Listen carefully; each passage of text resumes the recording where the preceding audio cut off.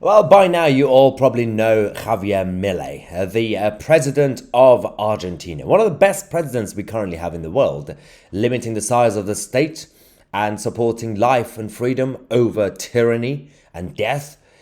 And he's also come out to clarify his position on the Falklands Islands. Yes, so it's quite interesting. A lot of people in Britain were freaking out saying Javier Milei is going to go take over. He's going to do a classic 1980s again. It's going to be a conflict. Nope. Javier Milei has come out to obviously, primarily, back Lady Thatcher, Margaret Thatcher, supporting her and her work. He also clarified that the Falklands are British, and he slammed those other Argentinian politicians who continue to advocate for the invasion of the islands. And he said they are idiots, and he said the sovereignty matters. He wants to make sure that there is dialogue, and if he wins the argument with negotiations, then fair enough. He could take the Falklands, turn it into Malvinas. Fair enough. That's the position.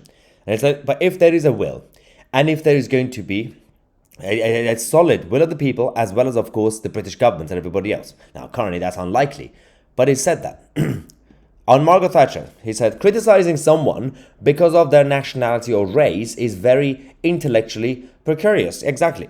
I have heard lots of speeches by Margaret Thatcher. She was brilliant. So what is the problem?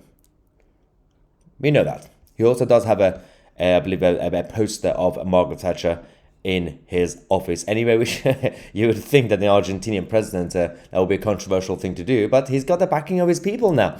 The demographic and population have massively changed since the 1980s, and even over the last 10, 20 years. They are done with socialism, at least for now.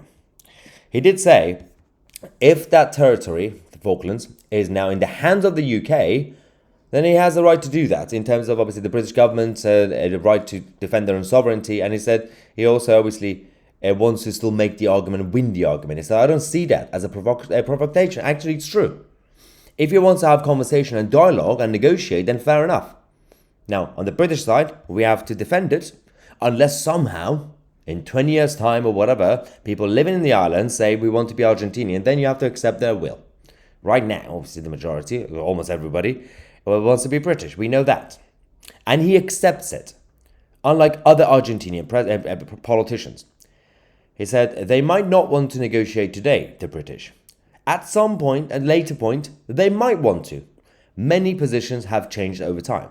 That's also a good point. And sometimes it goes well, sometimes it doesn't. Look at Hong Kong, for example. All those conversations in the 80s, in the 90s, and eventually it changed. Now, some might argue that Hong Kong is in a worse position. Yes. Could have gone right, could have gone wrong. But it's about Javier Milei's right. Positions do change. Things do change. Right now, it's British. And people living there say it's British. Javier Milei accepts it. And that's the key point. And is, of course, provoking all the other nuttery Argentinian politicians who don't accept the reality of the situation and want to simply invade the British territory.